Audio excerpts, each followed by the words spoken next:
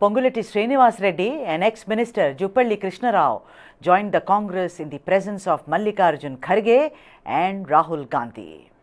Now the elections in the state, as we all know, are around the corner and knocking dramatically on the doors. And this near exodus and Congress's winning streak may change every ambitions, if may, between the 10th and the 12th of July. And he's now focusing only and only on his regime and perhaps to be the Prime Minister of this country. But it's all not looking very good so far as the assembly elections are concerned.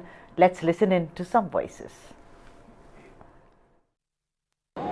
देखिए अभी पूरा तेलंगाना का जो माहौल है, वहाँ की जनता को ये पता चल चुका है कि बीआरएस और बीजेपी एक साथ जा रही है। वो छुपा हुआ पूरी तरीके का उनका एजेंडा है।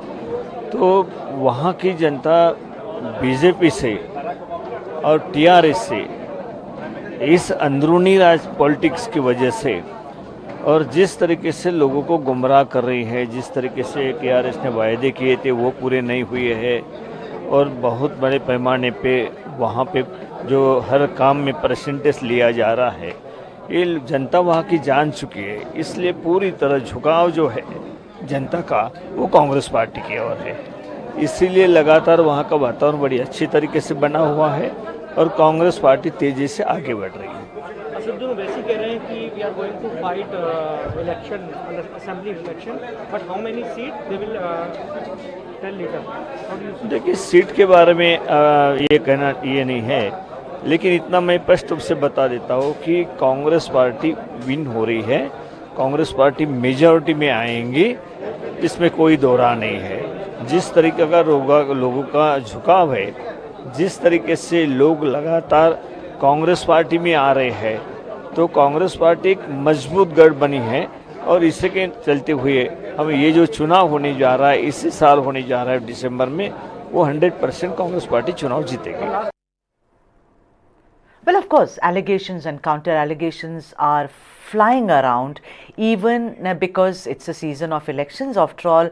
And we will listen to the voices of two main players right now. One being Prime Minister Narendra Modi and the other, the Chief Minister of Telangana, kchandrasekharrao or KCR.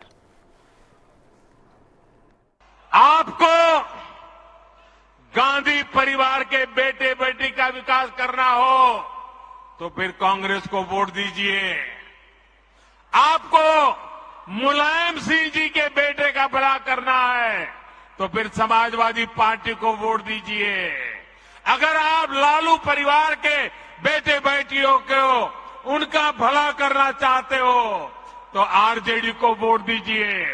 आपको शरद पवार जी की बेटी का भला करना हो तो आप एनसीपी को वोट दीजिए। आपको अब्दुल्ला परिवार के बेटे का भला करना हो तो आप नेशनल कॉन्फ्रेंस को वोट दीजिए। आपको करुणानिधि जी के बेटे बेटियों पोते पोतियों का भला करना हो तो डीएमके को वोट दीजिए। आपको के चंद्रशेखर राव की बेटी का भला करना हो तो आप बीआरएस को वोट दीजिए। लेकिन मेरी बात ध्यान से सुनिएगा। मेरे देशवासियों, मेरी बात ध्यान से सुनिएगा। अगर आपको अपने बेटे का, अपनी बेटी का, अपने पोते का, अपनी पोती का, अपने नाते का, अपनी नाती का, अगर आपको अपने परिवार के बच्चों का भला करना है तो आप वोट भाजपा को दीजिए।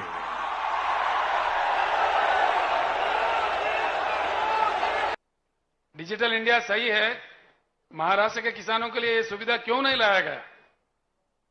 कीजिए, बिल्कुल कीजिए। क्यों नहीं कर सकते? जब तेलंगाना कर सकता तो आप भी कीजिए। इन तलाटियों के लूट मार से बचा लीजिए किसानों को। ये करने वाले बात नहीं करते, उल्टा सुल्टा बोलने लगते हैं जो करने वाले। लेकिन जनता क्या चाहता है, अबे आपने हाथ उठा के बता दिया तो भी समझ में आ गया। कई कई बातें हैं, मेक इन इंडिया बोले, देश के प्रधानमंत्री साहब ने। मेक इन इंडिया है तो हर शहर में क्यों चाइना बाजार लगता है? भारत बाजार कहां भाग गया है? क्यों चाइना बाजार ही दिखता है हर शहर में? बच्चे उड़ाने के पतंगों के मांझा, दीपावली के दिए, दीपावली के पटाखे, होली के रंग, ये सारे चाइना से आते हैं। क्या भारत में इतना भी सलाहियत नहीं है कि ये चीजें यहां बन सके? आप सोचिए इन बातों का, आपके गांव जाने के बाद सोचिए कि भारत बदलना है, नहीं बदलना है।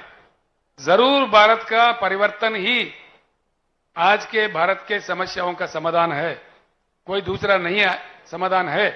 पूरे नीतियां बदलना चाहिए, पॉलिसियां बदलना चाहिए, पारदर्शिता होना चाहिए, लोगों के सामने रखना चाहिए। मैंने डट करके पूछा, मुझे कोई डर नहीं है। हाँ, तलाटी लोग जरूर हमारे खिलाफ वोट डालेंगे, कोई बात नहीं है, लेकिन जब जनता चाहता है, हम खुल के कहते हैं कि तलाटी चाहिए कि नहीं चाहिए। महाराष्ट्र के हर प्रांत में मैं पूछ रहा हूं, विदर्भ में, मराठवाड़ा में, नासिक में, हर जगह मैं पूछ रहा हूं। हर जगह की पुकार, जनता का पुकार यही है कि तलाटी निकाल दो। जैसा तेलंगाना में होता है, हमारा भी डिजिटलाइज रिकॉर्ड करो, हमारा रिकॉर्ड सेफ रखो, जमीन सेफ रखो, कोई उल्टा सुल्टा ना हो जाए। हमारे तेलंगाना राज्य में किसान धरणी पोर्टल में एक बार उनका जमीन, उनका नाम छिड़ गया, वो निश्चिंत है एकदम, उसका कोई नहीं बदल सकता। बदलने का अधिकार किसान को ही हमने दिया है। किसान का अंगूठा यानी कि बायोमेट्रिक लग के ही किसान का जमीन का ओनरशिप बदलता है तेलंगाना राज्य में। Let's now go to the guest to discuss whether the exodus from the Congress to the, I beg your pardon, from the BRS to the Congress is going to change the ground, as it were, in Telangana. Sandeep Sharma, Director of Academics, NITTE Education Trust and National Coordinator of Lokniti, is joining us. And Nagesh Kumar, Senior Journalist, will also join us. And as of now, Shyam Prasad Meka, let's welcome him, who's a Congress supporter and also a political analyst, is joining us. We actually sent out many messages to spokesperson of the BRS. No luck. Sridhar Reddy Garu said he will join. We are awaiting him. If he joins us, nothing like that. The more, the merrier. A very, very warm welcome to all of you. Let me start with you, Mr. Shastri. Mr. Shastri, how do you look at it? I mean, 35 is a very, very large number. Of course, I would request my friends in production to put up the list of those who have joined. Of course, there are big names, there are not so big names, and there are, but these are all names, you know, whether it is Srinivas Reddy or it is, Mr. Rao who's joined.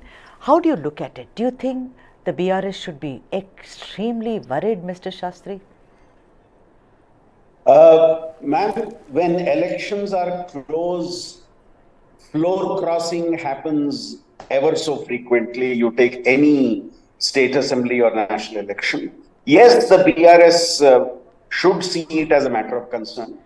But what I would be looking at closely is not the number of leaders who are shifting parties. I think it's also important to look at how many of them are currently holding positions of being elected representatives, how many of them have been former elected representatives. I think that's important to look at. The red flag would really go up when sitting members of the state legislature or parliament decide to resign their seats and move across, which are trends which normally happen as you get closer to the election. So for me, floor crossing happens, and this particular example of floor crossing, it could be a byproduct of factional politics. It could be a result of the belief that when a party has been in power for 2 terms, now it's time to switch the boat that we are in. The non-likelihood of getting tickets in the next elections would often get people to switch to another party. So there are a range of factors which play a role when people and politicians decide to switch their party label. And as I said, while these may be prominent leaders of the BRS who have moved to the Congress and should be a matter of consternation for the BRS, I would still wait and see whether this trend of floor crossing becomes more frequent, and also sees as part of the floor crossing people who are serving as elected representatives as we get closer to the election, resigning from their parent party and moving over. That, for me, would truly ring the alarm bells. Now I think the light is just moved from red to orange. But if it were to be green in terms of a mass exodus from X party to Y party of elected representatives, I think that is, and that would be a serious matter of alarm. Mr. Shastri, I want to ask you this. I mean, you spoke about actionary. I am saying that could it be reactionary, because that is one of the issues that the opposition is really harping on, and that being dynastic politics, which is being, thrown at KCR Garu in reference to his son as well as his daughter.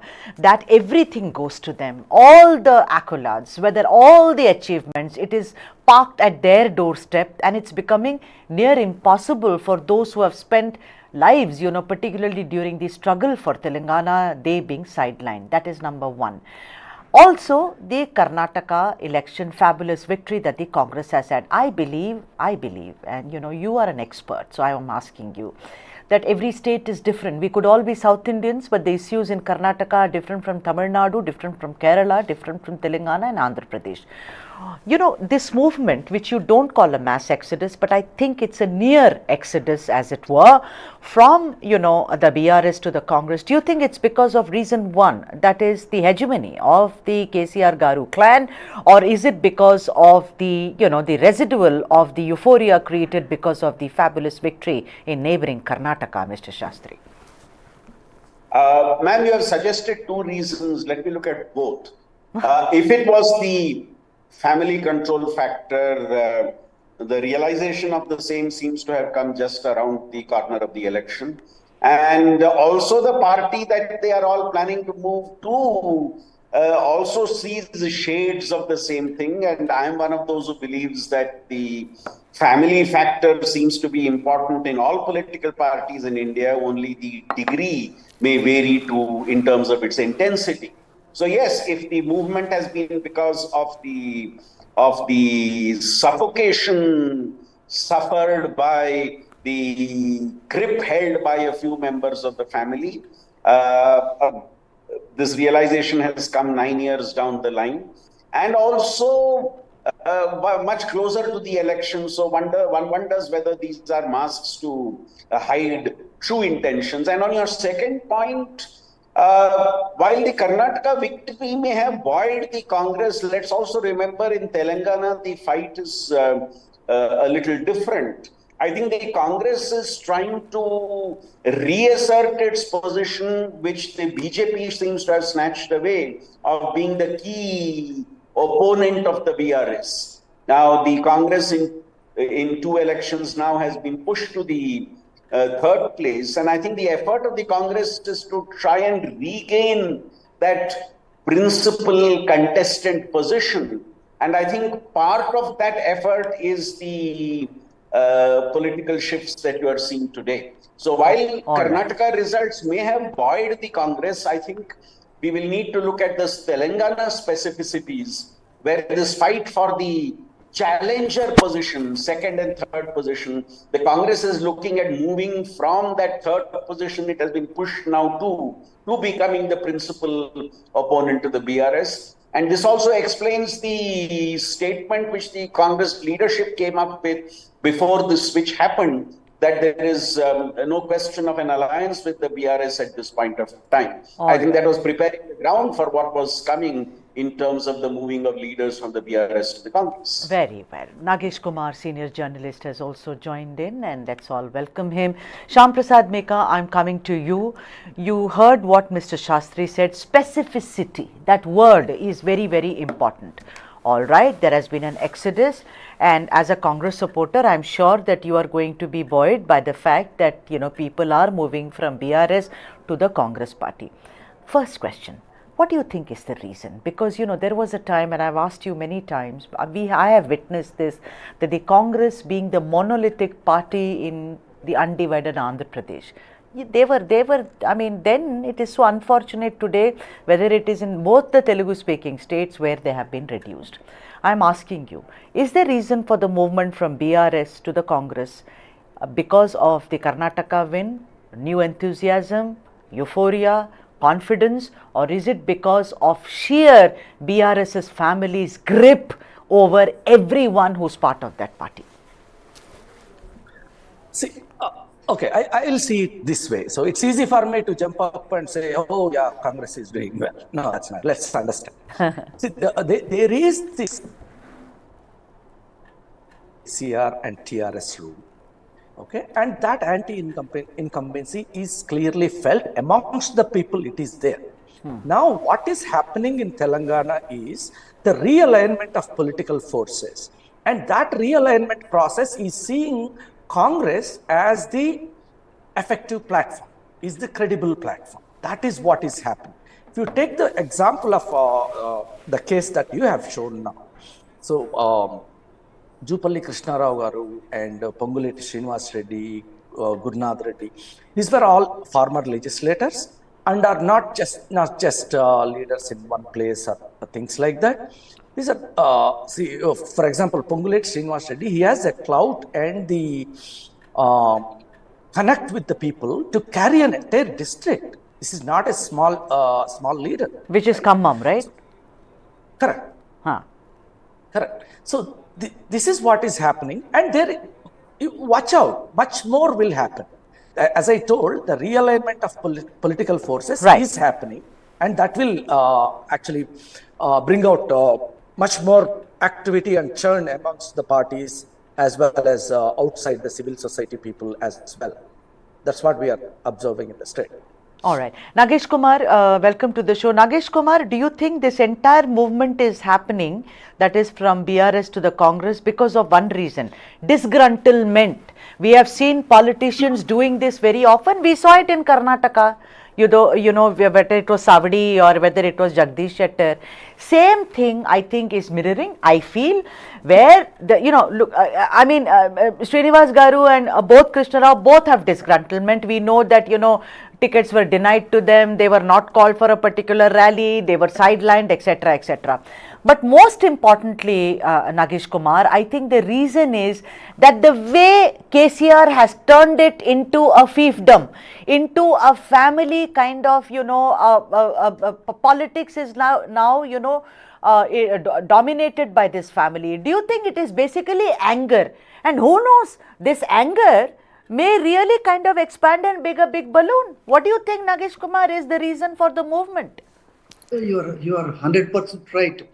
The way he has treated some of his cabinet colleagues, for example, we should not forget that the most prominent person who has left him is Etal Rajendra, his finance minister, who presented several budgets, and now he is in the BJP camp.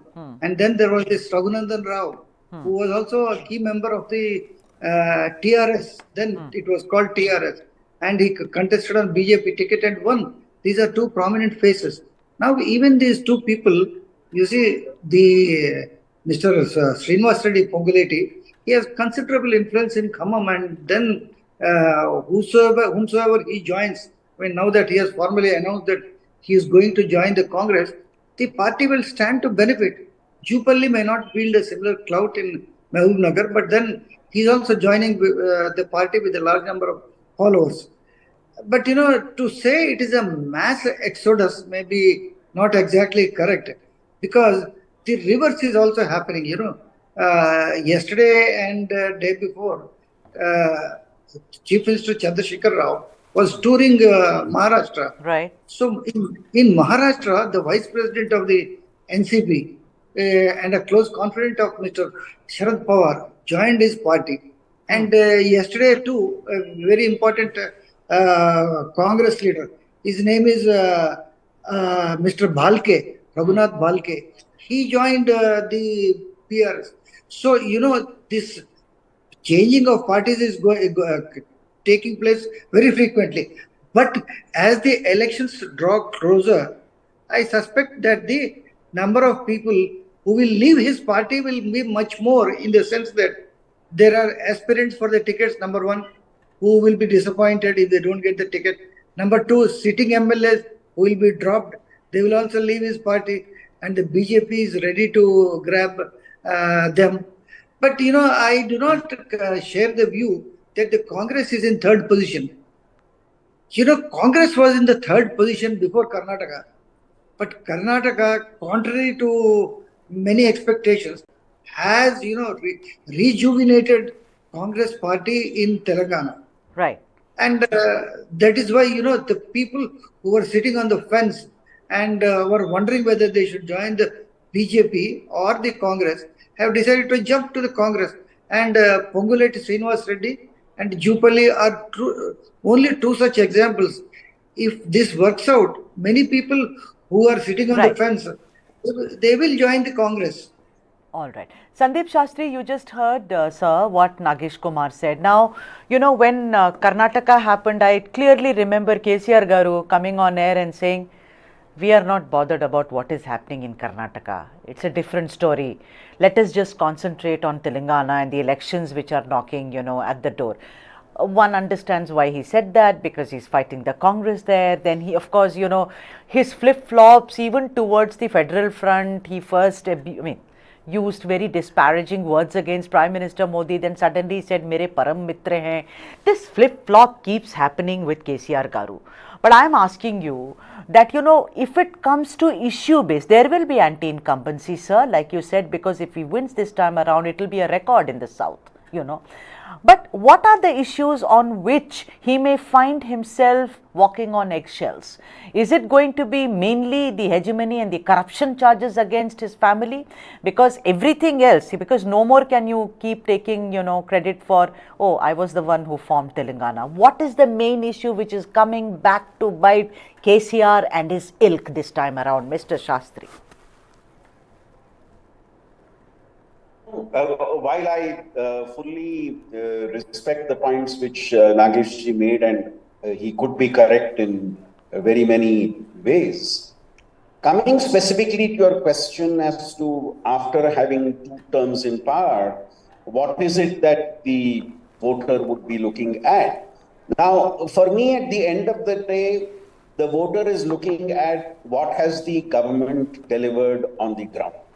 I think I have no shadow of doubt in my mind that at the end of the day, a voter looks at what is it that the government of the day has provided me as a citizen, depending on whether I belong to the poorer sections, middle class, or the more well-to-do. Right. The aspiration, of course, would be very different. But how much of what I as an individual was expecting from the government, how much of that has actually been fulfilled? And we have seen in the past that governments may have done quite a bit in this area, and in such a situation, even if the opposition were to push issues of corruption and family rule, the voter more looks at delivery of benefits and implementation of programs on the ground. And I have reason to believe that this will be an issue in Telangana also. The voter in Telangana would look at, during the 2 terms of the current ruling dispensation, what is it that has been delivered on the ground? What is the sincerity with which those benefits have actually been reached to the people?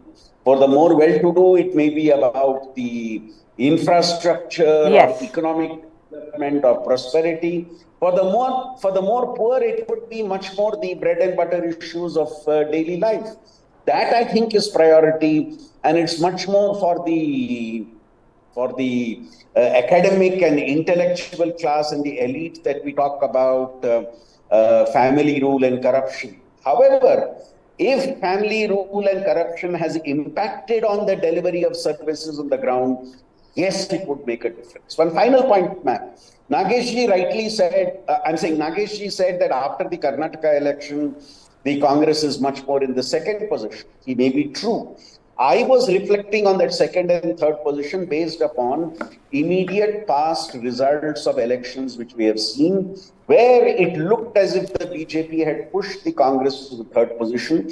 This well could change. This well, as a result of series of developments, could change. But when I said this fight was for the second and third position to challenge the ruling party, it was in the context of trends that we have seen coming in till now. All right. And I have And the recent elections could very well make a difference. Shyam Prasad, I want to ask you that, in neighboring Karnataka, the Labharti schemes, the welfare schemes for the people have really, I think, given a fillip to the party, and of course they are a ruling dispensation right now.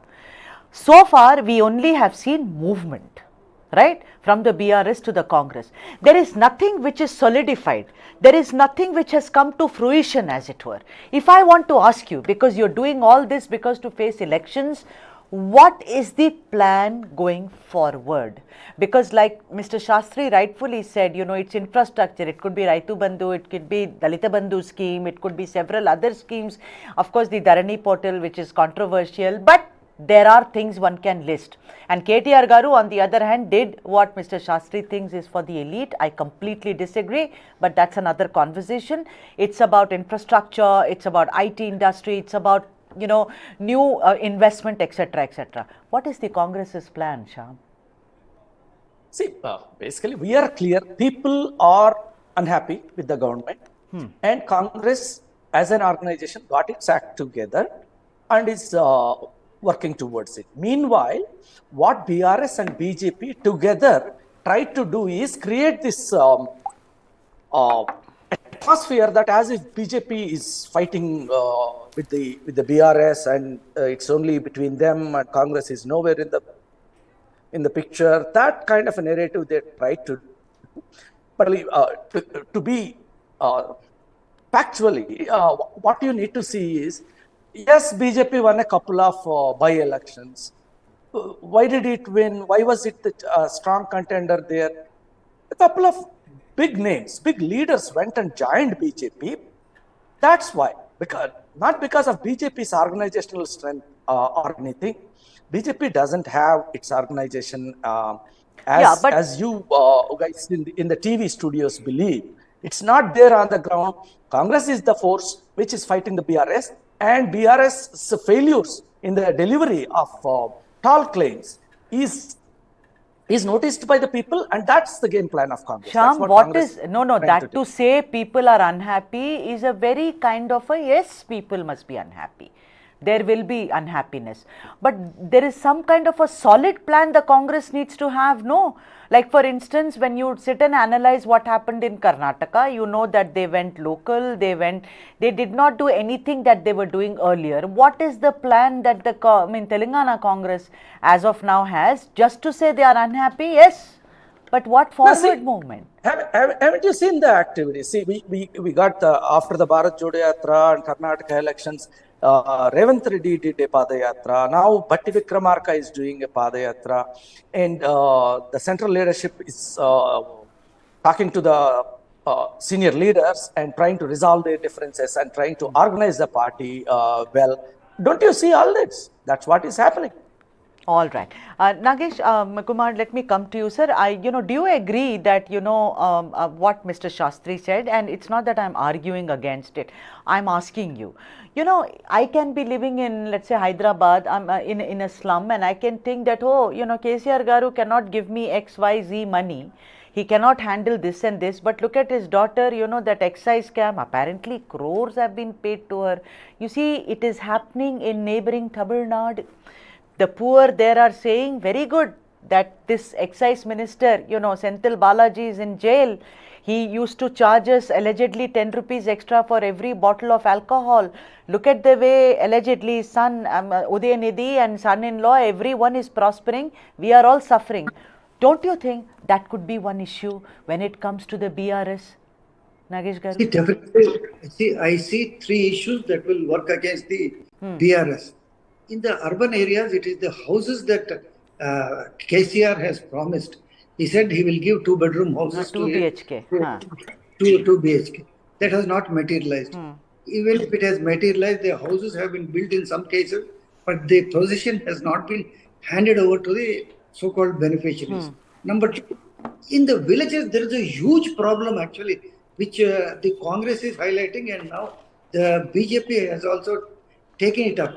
That is about the Dharani portal, This Dharani portal, they have computerized all the land records. Yes. Earlier, the land records were in the possession of, Patel Patwari. So this Patel Patwari system was abolished by N.T. Ramarao in the Huh. 80s. Later, in their place, he appointed village officers. For whatever it is worth, the village officers had a good account of whose land belonged to whom, which land belonged to whom. But now by computerizing, some of the entries have not been made in the computer, and suppose I own a piece of land, it is not registered. I own a pata, but it is not registered in the land, which has been in my great grandfather's possession. So there is a lot of anger in the villages against the way this Dharani portal has been handled. So to that extent, that is there.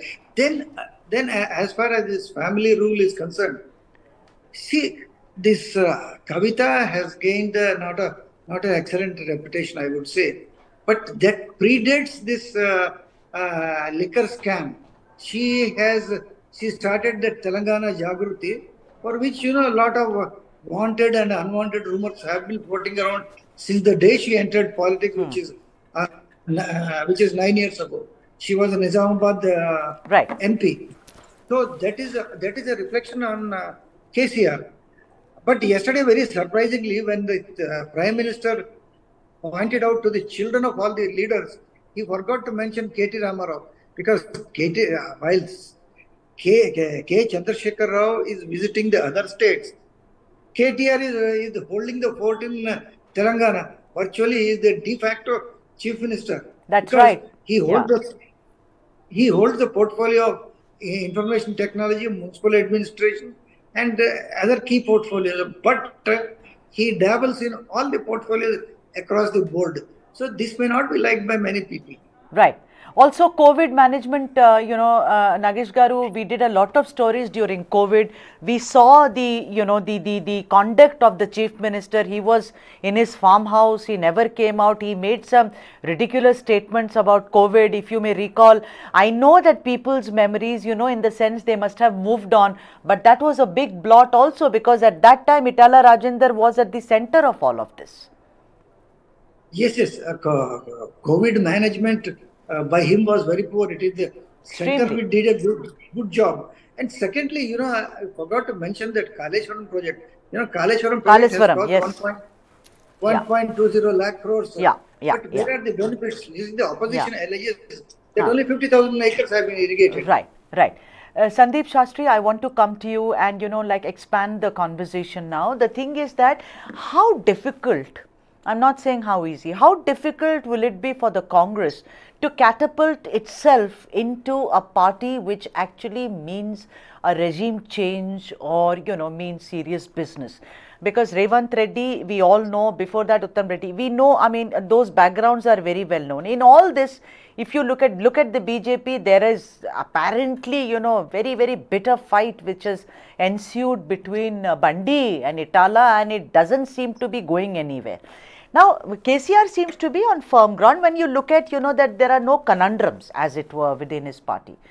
How tough will it be for the Congress? What does it, don't you think that just by adding numbers, will translate their party into getting the votes as well, Mr. Shastri? Ma'am, this is a very, very valid question. It is a uphill task for the Congress in Telangana, but not, of course, an impossible task. I would draw one comparison. In Karnataka, the Janata Dal was a distant third, and therefore the Congress had the advantage, being in the opposition, the lead opposition, to directly challenge the BJP. In Telangana, I think you have a tripolar contest at least, and therefore the Congress strategy will have to be to challenge the ruling BRS and also to sidetrack the BJP. So it's a three-pronged battle that it would need to fight, which makes the challenge in Telangana much more complex than the one that they faced in Karnataka. And as you rightly said earlier in your intervention, a party which during its being in power in Delhi took the initiative to create the two states, and today finds itself struggling in both those Telugu-speaking states that are created. And I think as you go on to this election, it's not just about what's done from today till the election date, But what has the party done on the ground in terms of maintaining its support and building up its support? That I think will be crucial. And if I could just be making one more point. Sure. Ma'am, in the earlier intervention, when I talked about the more well-to-do focusing on infrastructure, I did not mean that for the other sections it's not important. What I meant is always a voter votes with a basket of factors which she or he looks at. What I was hinting at is for the more poorer sections of the society, how much has the government addressed their daily needs is a question that comes up. For a middle class, it is about the typical middle class issues. For the well-to-do, it is about economic opportunities, it's about infrastructure. Not therefore that economic infrastructure and economic opportunities and the growth of the city or town is not important for the poor. It's just that in the order of priorities, it varies. So I thought I would just offer that clarification. Sure, Mr. Shastri. That I'm not saying that for other sections, infrastructure growth and economic development is not critical. It is there. But then I think there is an order of priorities that people put, because when they look at... Oh, I think I think we'll go back to Mr. Shastri. Shyam Prasad Meka, I want to come to you even as we are fixing Mr. Shastri's connection. Shyam Prasad Meka, if you look at it, a lot of people who have moved from the BRS to the Congress, I mean, there are other leaders apart from Srinivas Reddy or Krishna Rao, you know, Nomula Prakash Rao, Indrakaran Reddy, the list is Gurnath, the list is long. Basically, it is about what did you do for me when I worked so hard for you, BRS. So therefore, bye-bye, we are leaving you. But Shyam Prasad Meka, that is a reason which is endemic to Indian politics, because if you look at Kerala, you know, at least let's say a year ago, the same thing happened in the Congress party. The Congress party faced it in several other states. I'm only talking about the South because I only focus on the South. I don't focus on the North as much. But that has been endemic, you know. So the thing is that, what do you think, I mean, if they are coming to a new party, it is only with the thing that, you know, they will get a ticket, they will be given that importance. The ticket distribution, as it were. Now, if everything will be parked in Delhi, you know, with Rahul ji and Priyanka ji, then how do you think you are going to manage the anger of all these disgruntled, you know, leaders, as it were? No, see, first point is, getting some leaders, that's not the important thing. Getting the people on our side is the important thing. Then leaders will automatically come. That's the situation. As I said, people are feeling the need for change, and leaders are also recognizing it and seeing Congress as the way to bring about this change. That is the important thing. But I think somehow you guys are overawed by BRS and conditioned yourself that it's unbeatable and all that. It's not. Come, have your boots on the ground in Telangana. You will see that this government is going to go, and I'm sure Congress is going to topple this government and capture power in Telangana.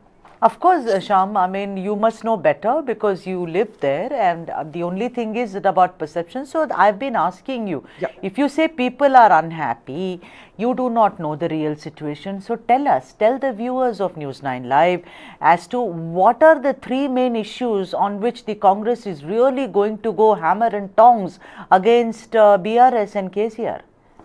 One is the corruption, first topmost issue. There is corruption everywhere. And the pitch of that is actually, you can see Kaleshwaram, right? Which is actually not even a financially viable project. We don't know why it was done the way it is done and how much we are spending to maintain it every year. And also the state is debt ridden. Having Hyderabad as a major revenue earning city, still smaller state, still in the last 9 years, it's debt ridden, and everything is a tall promise and super speeches, but no delivery on the ground. Let's talk about these double bedroom houses. How many people are there who got these double bedroom houses? It's nothing. Where are the 30-bed hospitals in every mandal headquarters? Where is the junior college in every mandal headquarters? These are all promises made by BRS, and none of them were fulfilled. People know that, and people are waiting for the opportunity to throw this government. No, now see, that's good. No, because you've listed about hospitals, about homes, benefits not reaching the poor. That could be really be palpable on the ground when we come to Telangana. Nagesh Kumar, journalists have got elections wrong, and we could be sitting with all the numbers, but still, you remember Bihar, on television it happened. The thing is that I want to ask you, because much like Sham, you also have studied Telangana for many years now. Do you think that the Congress, which you don't feel is number 3, is not number 3, can it give this movement has happened, Nagesh Kumar, but do you think now going forward it does have the enough ammo to kind of face the ruling dispensation and give KCR and BRS run for its money?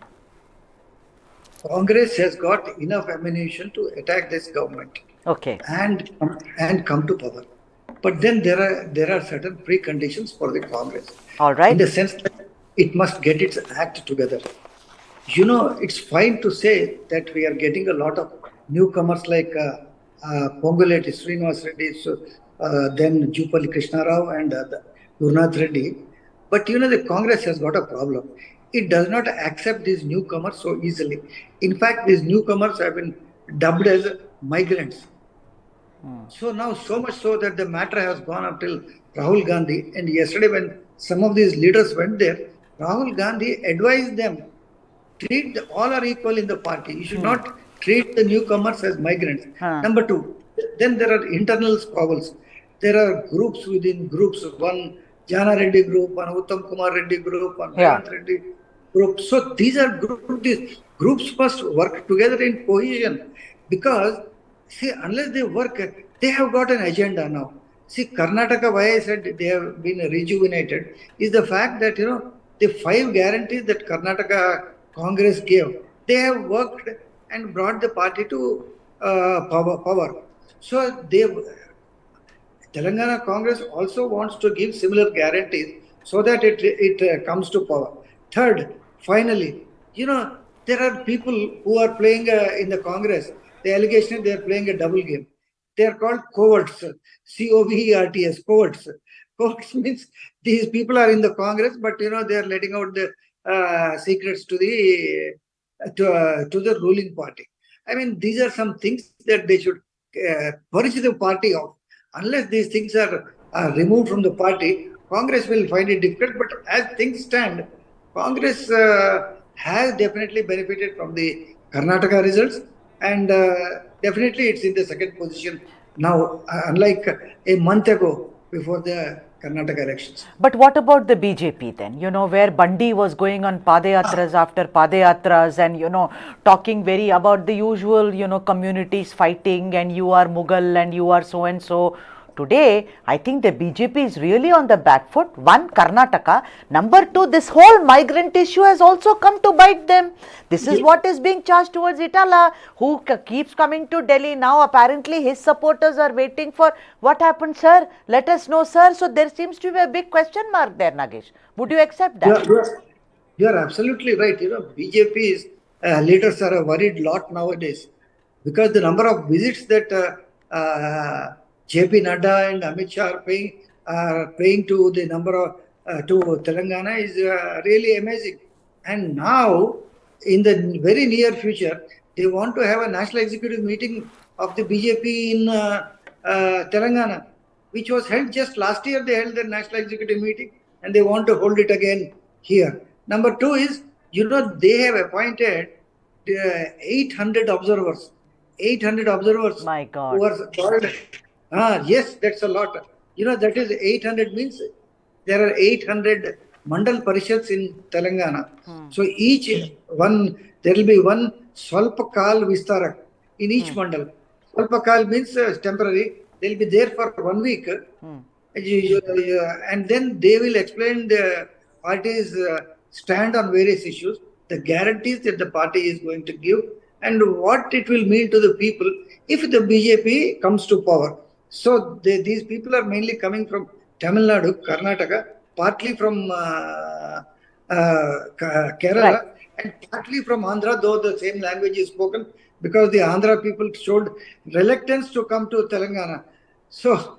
But the 800 people are coming at the rate of one per mandal, and they will go around. So BJP is making a huge push in Telangana, because having lost Right. what right. is called the gateway to the south in Karnataka, they want to open up another gateway in Telangana. Absolutely. Shyam Prasad Meka, all the problems that with the Congress, like Nagesh Kumar highlighted, they existed in Karnataka as well, and it took Rahul Gandhi to kind of, actually say, okay, peace, truce, both of you shake hands, whether it is Siddaramaiah or it was D.K. Shivakumar.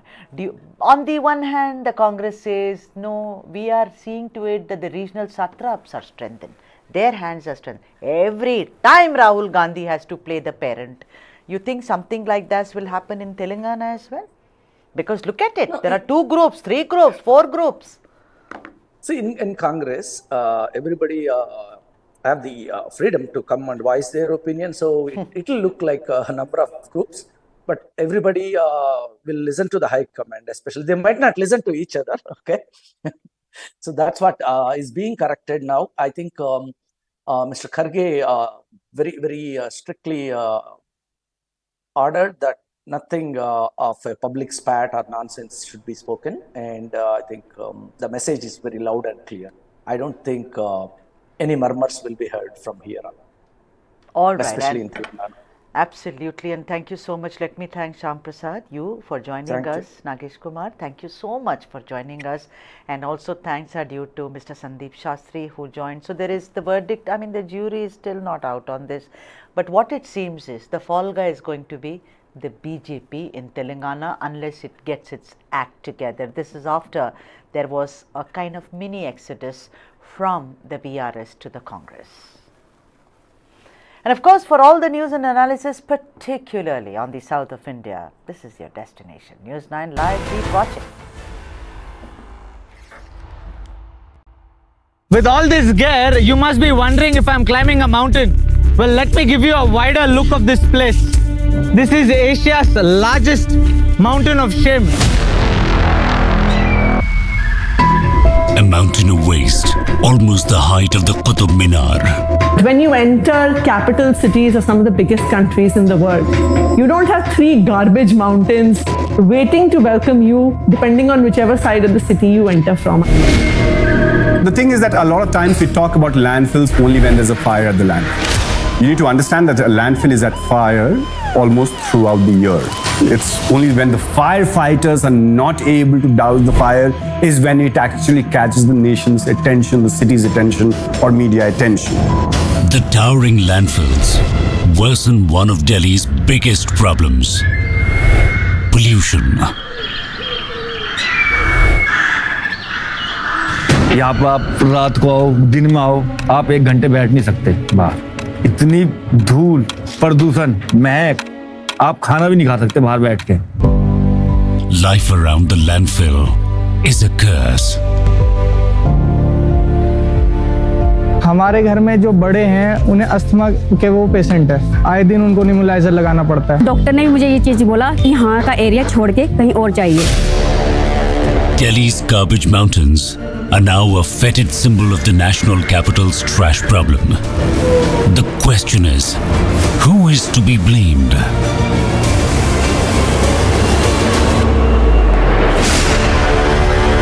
Watch Delhi's Garbage Mountains. Streaming on News9 Plus for the Gemflix.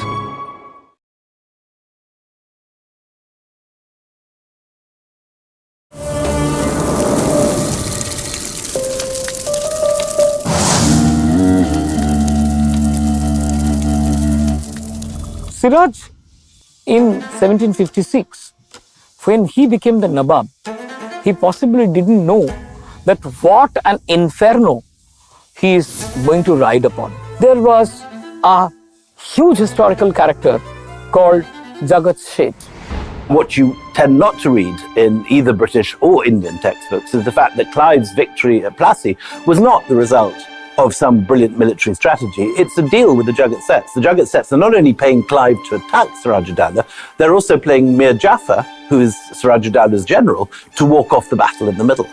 So what is often portrayed as a devious British move in Indian textbooks or a heroic British victory in British textbooks, in fact, is a simple story of Jugget-Set's treachery. The Battle of Plassey is called one of the pivotal battles in the control of Indian subcontinent by the colonial powers. Siraj-ud-Dowlah had a vastly superior force, and it seemed that British victory was impossible. The two armies met at Plassey near Murshidabad by the Bhagirathi River. On the rainy afternoon of 23rd June 1757, when the battle ensued, Zafar did not participate at all. So Mir Jafar deliberately advised Siraj for a retreat. Siraj was not much experienced in the battle strategy. So he tried to retreat, and Clive jumped on them as a crouching tiger, and he was immediately caught by the soldiers of Mir Jafar. Jafar put a waistband, took him. He was immediately killed by Mir Miran, Mir Jafar's eldest son. Just after the battle and after the demise of Siraj-ud-Dowlah, Clive entered the palace. Mir Jafar handed over the key to him and said, "Take away whatever you like." And when Clive arrives in Murshidabad after the victory of Plassey, after the defeat and the death of Siraj-ud-Dowlah, he just puts it in his pockets. He's paid, first of all, by the Jugget-Sets, £240,000, which in 18th century standards you could multiply by about 18. It's multi-million money in modern terms. It makes him, in one day, the richest self-made man in Europe. Ships after ships, boats after boats, filled with what not? Gold, ornaments, coins, diamonds, rubies, sapphires, jade stone utensils, mahogany furnitures, gold palanquin, silver palanquin, the howdah atop an elephant.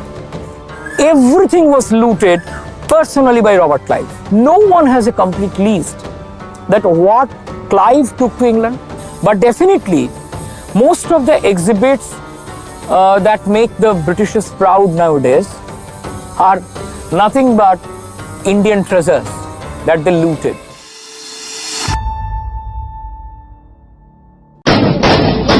Pakistan is actually genociding Baloch people. So being Baloch is a crime. If you are a Baloch, it means in the eyes of Pakistan, you don't have any right to live.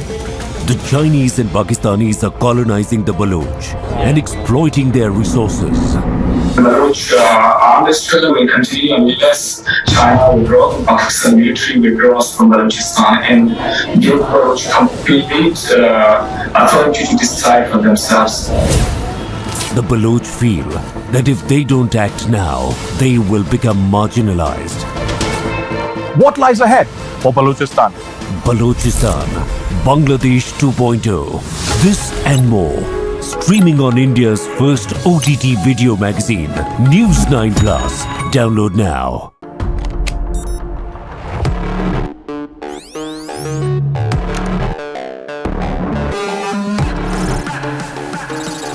ChatGPT.